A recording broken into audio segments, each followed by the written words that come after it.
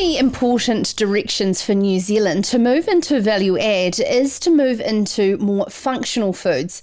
And there is an exciting development uncovered by Farmers Weekly's journalist Neil Wallace in the construction of a new oat milk extraction plant, which will provide new opportunities for New Zealand farmers and growers. It is expected to start in Southland within the next year and a half and support Southland's regional economic development, kickstarting a new national industry. Whether you like the term oat milk or not, we are very, very excited to have joining with us the new chair of New Zealand Functional Foods, Roger Carruthers. Roger, thank you so much for taking the time to join us. This has been quite a long road, but really starting to hit the rubber to the road when it comes to the construction of a plant.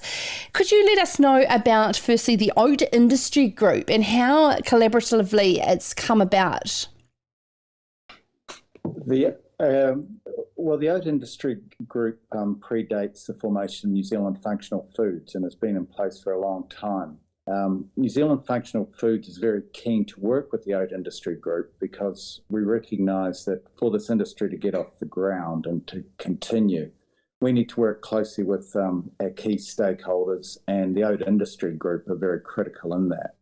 So we've had a number of interactions with them, and they're very supportive of the project, as I'm sure you're aware.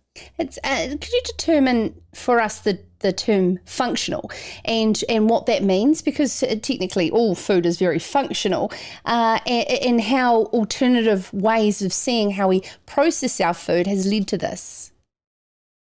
The oat milk project, I guess, is an interesting one in that the Southland, as you know, as I'm sure you're aware, is one of the best places in the world for growing oats in terms of the quality and the taste of the oats, and that's because of our climate here. And what we're looking at is growing a product and then developing that so that we can actually process the product in Southland where the best oats are grown, rather than the current situation where a couple of there's two major suppliers in New Zealand. Well, there's several, but two of the main ones that we're working with. One is shipping their oats over to Sweden to have them made into oat milk to ship back to New Zealand. Another one is having to buy oat milk from overseas to sell in New Zealand. So it makes logical sense that we grow that the product that's grown here is converted into oat milk here to develop an industry to supply New Zealand, and obviously export will be the main market going forward.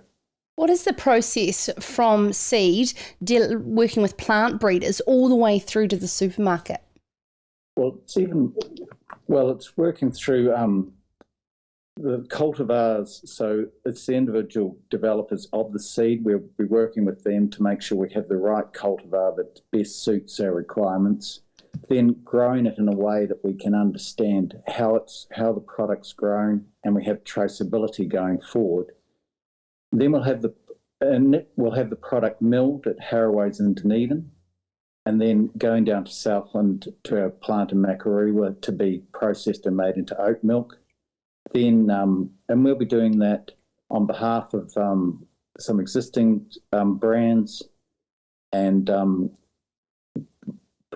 potentially making white label product for other suppliers, and then we'll see how we go with that. And initially, we're expecting to produce around 20 million litres a year, getting up to 80 million litres.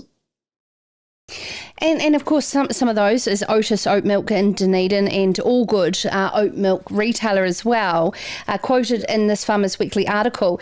And so therefore it's a very exciting opportunity that therefore it can grow into a major export market for us as well. What are the sort of job opportunities for Southland that you've modelled up? Well, initially we're thinking that there should be around 50 jobs, but if we look broader down the track, thinking about growers, thinking about people in the milling, thinking about drivers, etc., the industry could get up to around 2,000 people we see further down the track. That's fantastic. And let's talk about the environmental benefits of growing oats and how it can work in a sort of multi-land use environment with dairy and sheep and beef farmers currently, and therefore create a very sustainable, diverse portfolio for Southland farmers. Yeah, well, that's the main, there's three main drivers really of what we're trying to do here. One is provide alternate land use opportunities, as you know, particularly as we see more and more pressure on intensive farming models now, and the need to actually look at de-intensifying some of these models. And we see growing oats as an opportunity to give farmers a choice. As I've mentioned before, oats are the ideal product in Southland, and really we're looking at starting a new industry to provide employment and opportunities for people within Southland. How is your capital and investor appetite to get to this point, and what will be needed going forward?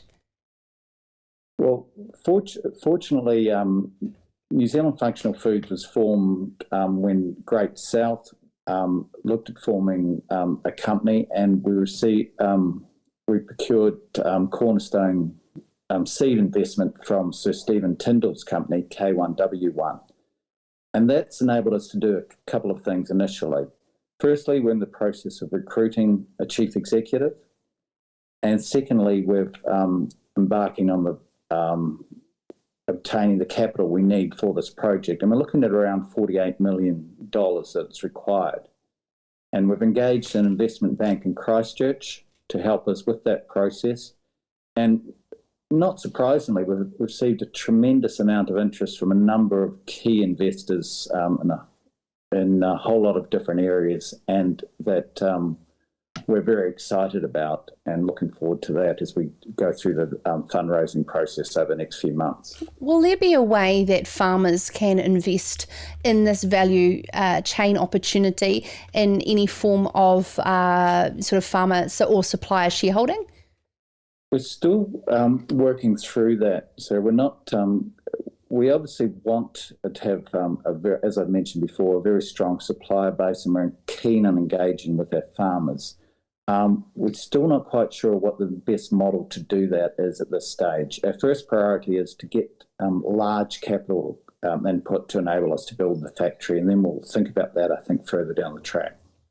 Is there other processing opportunities in this type of plant-based protein, plant-based production systems that can therefore expand beyond oats? Oh, absolutely. We're looking at other opportunities further down the track, and the plant will be designed so that we can do that. But initially our focus is on oats because that's where the need is at the moment. And as I mentioned before, with, as you said, All Good and Otis, who are keen to get supply from us, as are others. So that's our initial focus, but we're certainly looking at other plant-based foods and other derivatives as well. Roger, I'd love to understand the sentiment in Southland and when you've had a field day and brought together farmers and growers who could potentially be suppliers, because there has been a lot of discussion around, them feeling threatened around the word of milk and alternative milks. But do you think the general understanding from Southland farmers is that they can hedge a bit both ways? Certainly, we've engaged with oat growers. They're very interested in the opportunity. I don't see that there should be a threat from other farmers, and that, as I've said, this really provides an opportunity for alternate land use for dairy farmers, and oats fits well within the plant cycle that would suit the land use for a dairy farmer as an alternative to growing grass for a period of time to give the land a chance to rest or rejuvenate or whatever. So I think it's complementary rather than competitive. Absolutely. I understand Ag Research have a lot of work going in terms of a catch crop that is utilising oats to suck up nitrogen following on winter feeding programs. So this is a really exciting space, and I'm really looking forward to following your journey, and I think this will be just the first time that we speak on this, Roger. Best wishes, and thank you very much for the work that you're doing as the chair of New Zealand Functional Foods and bringing forward a processing facility for oat growers to capitalise on the growth of alternative milk trends.